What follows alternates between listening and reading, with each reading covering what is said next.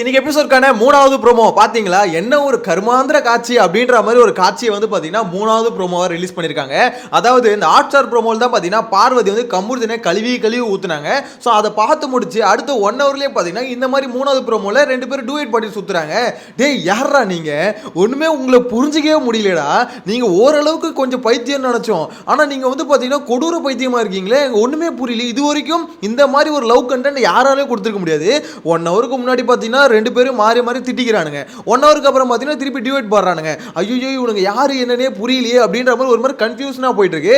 என்ன matter bro, Parvati எதுக்கு கமுர்தினை கழுவி ஊத்துனாங்க அப்படின்ற மாதிரி கேட்டீங்கன்னா அது ஒரு டீடைல்டான விஷயம். அதை கொஞ்சம் டீடைல்டா தான் சொல்லணும், ஆனா ஒரு கேவலமான விஷயம் அப்படின்ற மாதிரி சொல்லிக்கிறேன். எனிவேஸ் டீடைலா பார்க்கலாம். சேனலை ஃபர்ஸ்ட் டைம் பார்த்தீங்கன்னா சப்ஸ்கிரைப் பண்ணிட்டு வீடியோ லைக் பண்ணி வச்சுக்கோங்க. ஆக்சுவலா விஷயம் என்ன தெரியுமா, பார்வதியை பொறுத்த வரைக்கும் கமுர்தின் மேல செம்ம காண்டில் இருக்காங்க. இந்த மாதிரி அவன் தான் வந்து மொத்தமா என்ன காலி பண்ணிட்டான், என்னையும் அரோரா வச்சு கேம் ஆனது அவன் தான் அப்படின்ற அவர் மொத்த பழியும் தூக்கி கமுர்தி மேல போடுறாங்க.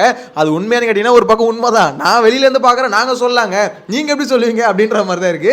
ஏன்னா பார்வதிக்கு இப்போ கொஞ்சம் ரியலைஸ் பண்றாங்க, இந்த மாதிரி ஆமா கமுர்தின் தானே ஒரு பவுண்டரி செட் பண்ணிருக்கணும். என் லவ்வர்னு ஒரு கேட்டகரி, அதே மாதிரி ஃப்ரெண்டுன்னு ஒரு கேட்டகரி. அவன் ஆனா பவுண்டரி செட் பண்ணாம ஒரு மாதிரி என்னோட எமோஷன்ஸ் வச்சு என்னோட ஃபீலிங்ஸ் வச்சு ஒரு கேம் ஆடுறான், அது ஒரு மாதிரி ஈவில் மாதிரி இருக்கு அப்படின்ற மாதிரி பார்த்தீங்கன்னா கழுவி ஊத்துனாங்க.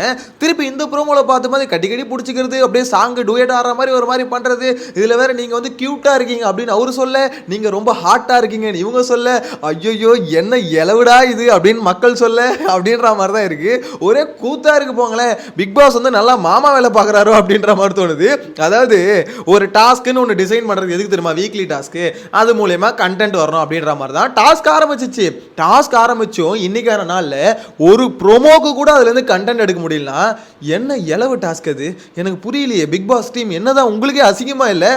அவ்வளோ அதாவது டாஸ்க்னு ஒரு ப்ரிப்பரேஷன், ஒரு காஸ்டியூம் இதெல்லாம் செலவு பண்றீங்களே, அட்லீஸ்ட் அதுல இருந்து ஒரு ப்ரோமோ, அதாவது ஷோக்கு நீங்க கண்டென்ட் எடுக்கணும்ப்பா, ப்ரோமோக்காவது கண்டென்ட் எடுக்கலாம், அது கூட எடுக்க முடியலனா என்னதான்? ஐயோ எனக்கு ஆச்சரியமா இருக்குங்க, உண்மையிலே ஆச்சரியமா இருக்கு. அதாவது நம்மளுக்கே எப்படி தோணுதுன்னா அந்த டீம்ல இருக்கவங்க எவ்வளவு கஷ்டப்படுவாங்கன்னு யோசிச்சு பாருங்களேன். ஒரு இவ்வளோ அதாவது ஒரு பிளான் பண்ணி ஓகே ரெண்டு அதாவது டைமண்டா அது என்ன நகையா, ஓகே 2 நகையை எடுத்து வந்து ஹாலில் வச்சுட்டு அதுக்கப்புறம் அவங்களுக்கு ஒரு ரோல் கொடுத்து இந்த ரோல் வந்து இது பண்ணும் அப்படின்ற மாதிரி அவங்களுக்குன்னு ஒரு கேரக்டரைசேஷன் கொடுத்து எல்லாத்தையும் அதாவது டீட்டெயில்டாக எக்ஸ்பிளைன் பண்ணுறாங்க. ஸோ பண்ணி ஒரு விஷயத்தை பண்ணுறது எதுக்குன்னா அதுலேருந்து கண்டென்ட் வரலாம். அப்படி வரலன்னா அவங்களுக்கு எவ்வளோ இரிட்டேட் ஆகும். ஸோ எனக்கு இப்போ ஒரு பக்கம் யோசிச்சு பார்க்குறேன், ஆமாம் நம்ம இவ்வளோ கோவப்படுறோம் எல்லாம் ஓகே, நம்ம ஷோவாக ரிவ்யூ பண்ணுறோம், நம்மளுக்கு எவ்வளோ காண்டாகுதுன்னா அந்த பிக் பாஸ் டீமில் இருக்க கிட்டத்தட்ட 500 பேர்கிட்ட வேலை செய்கிறாங்க. நாங்கள் இந்த 500 பேரும் என்ன மைண்ட் செட்டில் இருக்கோம், சே இதுக்காக நம்ம நாள் ஃபுல்லாக உழைச்சோம். ஒரு லைட் மேடம் வச்சு சொல்லுங்களேன், அவர் காலையிலேருந்து ஃபுல்லாக டியூட்டி பார்த்துட்டு நைட்டு போய் பிக் பாஸ் ஷோ பார்த்தாருன்னு வச்சுக்கோங்களேன், ஐயோ இதுக்காக காலையில் தான் அவ்வளோ கஷ்டப்பட்டு அப்படின்னு ஒரு ஃபீல் வராது. எனக்கு என்னமோ அப்படி தாங்க தோணுது. இவனுக்கு படத்தெல்லாம் பார்க்கும்போது கண்டிப்பாக காண்டாவாங்க அப்படின்ற மாதிரி தான் ஃபீல் ஆகுது. ஓவராலாக இந்த லவ் கண்டென்ட் பொறுத்த வரைக்கும், இது லவ் கண்டென்ட் சொல்லக்கூடாது, அது பெரிய தப்பு இல்லை, கரெக்ட், லவ் கண்டென்ட் இல்லை, இந்த கன்றாவி கண்டென்ட்டை பொறுத்த வரைக்கும் இதுக்கு ஒரு எண்டே இல்லையா பாஸ் அப்படின்ற மாதிரி தான் போயிட்டு இருக்கு. தொடர்ந்து போன்னு போயிட்டே இருக்கு. அரோரா ஆனால் கொஞ்சம் ஒரு முடிவு எடுத்துட்டாங்க. அரோரா பொறுத்த வரைக்கும் ஓகே, இந்த கமுர்தின் வந்து நம்ம கிட்ட இருந்து கொஞ்சம் தள்ளி போறான், சரி ஓகே இப்போ நமக்கு ஒரு ஆள் வேணுமே. ஆனால் இது மட்டும் ஒன்று மட்டும் புரியுது, இங்கே எவனுமே அவங்களுக்குன்னு ஒரு ஆள் இல்லாமல் இருக்கவே மாட்டானுங்க. இண்டிவிஜுவலாக ஒருத்தனால கூட இங்கே கேம் விளையாட முடியல அப்படின்றது ஆச்சரியமா இருக்கு. விக்கல் விக்ரமுக்கு சுபிக்ஷா இல்லை வியானா தேவைப்படுறாங்க, ஓகேங்களா. சபரிக்கு கனி இல்ல எஃப்ஜே தேவைப்படுறாங்க, எஃப்ஜேக்கு கனி இல்ல வியானா இல்ல எந்த பொண்ணா இருந்தாலும் சரி ஓகே அவருக்கு தேவைப்படுறாங்க. நெக்ஸ்ட் வந்து பாத்தீங்கன்னா இது சாண்ட்ராக்கு வந்து திவ்யா தேவைப்படுறாங்க, திவ்யாக்கு சாண்ட்ரா தேவைப்படுறாங்க, பிரஜனுக்கு சாண்ட்ரா தேவைப்படுறாங்க, திவ்யா தேவைப்படுறாங்க. ஸோ இங்க இண்டிவிஜுவலா ஒருத்தர் ஓகே இவர் கரெக்டா இருக்காருப்பா அப்படின்ற மாதிரி பாத்தீங்கன்னா கானா வினோத் கூட நான் சொல்லுவேன். ஏன்னா ஓரளவு கானா வினோத் வந்து இண்டிவிஜுவலா ஆடுற மாதிரி இருந்தது, ஆனா இப்போ அப்படி இல்லை. ஏன்னா அவருக்கும் பாத்தீங்கன்னா அமித்னு ஒருத்தர் தேவைப்படுறாங்க. ஸோ எல்லாருக்குமே அதாவது இங்க ஃப்ரெண்டா இருக்கக்கூடாதுன்னு அப்படின்னு சொல்ல, எல்லாருக்கும் முறைச்சுன்னு இருக்கணும் அப்படின்னு நம்ம சொல்ல வரல, ஆனா எல்லாருக்குமே ஒரு சப்போர்ட் ஒரு பில்லர் தேவைப்படுறாங்க. அந்த விதத்தில் கானா வினோத் ஓரளவுக்கு பரவாயில்ல. என்னதான் அப்பப்போ பார்த்தீங்கன்னா அமித் கிட்ட ஒரு சப்போர்ட் தேடினாலும் அவர் கான்வர்சேஷன் வச்சுக்கிறதுக்கு ஒரு ஆள் தேவைப்பட்டாலுமே ஒரு சில இடத்துல பார்த்தீங்கன்னா ஓகே கொஞ்சம் வந்து அவர், ஏன்னா கானா வினோத் பொறுத்த பெருசாக கேம் பிளே பண்ணல, அங்கே கவுண்டர் மட்டும் தான் போடுறாரு. மேபி அவரோட ஃபோக்கஸ் ஃபுல்லாக பார்த்தீங்கன்னா ஏதாவது பாட்டு பாடுறது, கண்டென்ட் கிரியேட் பண்ணுறது இப்படின்னு போயிடுறதுனால ஸோ அவர் நம்ம ஃபோக்கஸ்க்கு வர மாட்டாரு. அதாவது நம்ம ஃபோக்கஸ்க்கு வரவங்களை பற்றி தான் நான் சொல்ல முடியும். ஸோ என்னை பற்றி நம்மளோட ஃபோக்கஸ்க்கு வரவங்க இவங்க தான் சொல்லலாம்னு வச்சுக்கோங்களேன். ஆனால் இப்போ லைவ்ல பார்த்தேன் கானா வினோத் பிரச்சனை இவங்களாம் ஒரு பர்ஃபார்மன்ஸ் பண்ணிட்டு இருந்தாங்க, உண்மையாக நல்லா இருந்தது. ஆக்சுவலாக அவங்களோட டேலண்ட்டை காமிக்கணும் அப்படின்ற மாதிரி ஏதோ பண்ணுறாங்க. ஒரு பக்கம் சாண்ட்ரா வந்து பார்த்தீங்கன்னா அவங்களும் ஒரு பர்ஃபார்மன்ஸ் காமிக்கிறாங்க. சில பேர் லைவ் பார்த்தவங்களுக்கு தெரிஞ்சிருக்கும். என்ன பர்ஃபார்மன்ஸில் பயங்கரமான பர்ஃபார்மன்ஸில் ஓகே அதை பற்றி ஏன் டிஸ்கஸ் பண்ணலன்னு வச்சுக்கோங்களேன், வரும் அடுத்த கட்ட ப்ரோமோவில் வரும். ஸோ அப்போ டீட்டெயிலாக டிஸ்கஸ் பண்ணலாம்.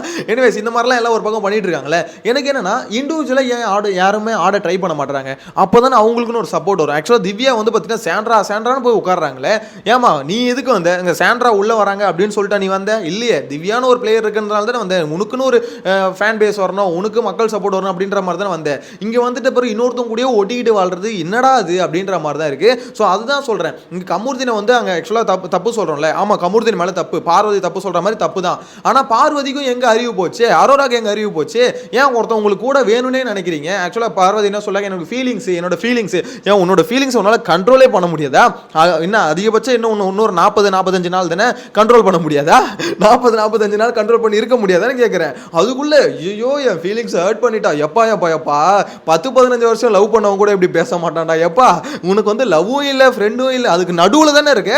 அப்போ நடுவில் இருக்க உனக்கே அவ்வளோ இருக்குன்னா அப்போ லவ் பண்ணவனுங்களாம் எப்படி இருக்கும். இங்கே சாண்ட்ரா பிரச்சனை வந்து எல்லாம் திட்டுறானுங்களே, என்ன இங்கே வந்து இண்டிவிஜுவல் கேம் ஆடாமல் கப்பல் கேம் ஆடுறானுங்க. இங்கே இது பார்வதி கமருதீனை பார்க்கும்போது என்னடா இது, ஏண்டா 19 வருஷம் குடும்பம் நடத்தின அவனை இண்டிவிஜுவல் கேம் ஆட சொல்கிறீங்க, இங்கே பார்வதியும் கமருதீனும் ஒன்றா சேரணும்னு சொல்லி துடிச்சிட்டு இருக்கானுங்க, இதே அவனை கேள்வி கேட்க மாட்டீங்க. இந்த விக்கல் சீக்கிரம் இதெல்லாம் தப்பா தெரியலையா, ஏன் உங்களுக்கு வந்து கமருதீன் எப்பவுமே கூடியே இருக்கணுமா, கமருதீன் பின்னாடி ஏன் சுத்துறீங்க அப்படின்ற ஒரு கேள்வி கேளுங்களேன். அப்போ தான் எங்கள் அக்கா யாருன்னு தெரியும், வாயை பொழப்பாங்க, விக்ரம் வாயை கிழிப்பாங்க அப்படின்ற மாதிரி சொல்ல தோணுது. ஸோ என்னை பொறுத்த வரைக்கும் இண்டிவிஜுவல் கேம் ஆட ட்ரை பண்ணணும், கொஞ்சமாவது ட்ரை பண்ணணும். அதாவது இண்டிவிஜுவல் கேம் மீன்ஸ் நான் எந்த மீன் பண்ணுறேன்னா, ஆக்சுவலாக இன்னொருத்தவங்களோட சப்போர்ட் வந்து தேடிக்கிட்டே இருக்கக்கூடாது. அது லவ்ன்ற பேர்லேயே ஆகட்டும் இல்லை ஃப்ரெண்டுன்ற பேர்லேயே ஆகட்டும், ஒரு சப்போர்ட் தேடி போயிட்டே இருக்கிறதுனால தான் நம்மளுக்கு இப்போ வரைக்கும் டைட்டில் வின்னர் யார், ஒரு கரெக்டான ஒரு ஆள், ஓகே இவங்க வந்து கேமும் ஆடுறாங்க அதே சமயத்தில் இண்டிவிஜுவலாகவும் இருக்காங்க அப்படின்ற மாதிரி ஒரு பிளேயர் கூட நம்மளால் இப்போ வரைக்கும் நினச்சி பார்க்க முடியல. அதான் உண்மை. ஆக்சுவலாக சப்போர்ட் வந்து கானா வினோத்துக்கு ஒரு பக்கம் சப்போர்ட் இருக்குது, பார்வதிக்கு ஒரு பக்கம் சப்போர்ட் இருக்குது, அதெல்லாம் உண்மை தான், நான் ஒத்துக்கிறேன். ஆனால் என்னென்னா அது ஒரு எப்படி சொல்கிறது, ஒரு பயங்கரமாக நம்ம வந்து ஓகே இவங்க தானே டைட்டில் வின்னர் அப்படின்ற மாதிரி யோசிச்சு பார்க்க கூட ஒரு டைட்டில் வின்னர் கூட கண்ணில் பட மாட்டாங்க. நானும் வயல் கார்டு வந்துடுவாங்க, வயல் கார்டில் யாராவது பார்த்துருவோம் அப்படின்னு நினச்சா வயல் கார்டு வந்தது எப்போ உள்ளே இருக்கிறதுங்களே பரவாயில்ல போல அப்படின்ற மாதிரி வயல் கார்டு வந்து சேர்ந்தாங்க.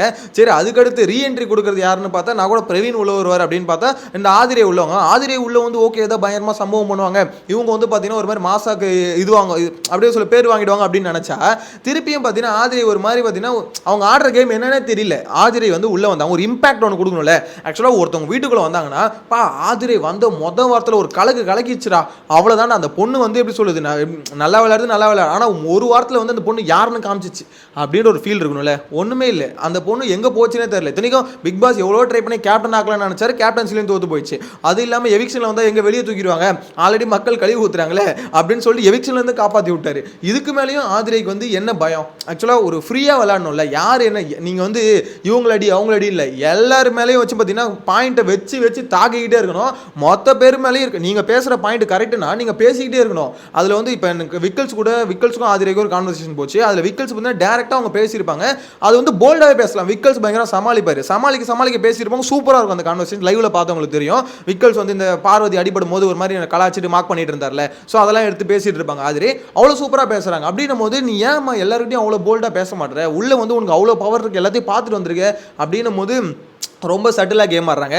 எனக்கு தெரிஞ்சு இந்த மாதிரி ஒருத்தர் சப்போர்ட்டை தேடி போயிட்டே இருக்கிறது எங்கே போய் முடியும்னு தெரியல.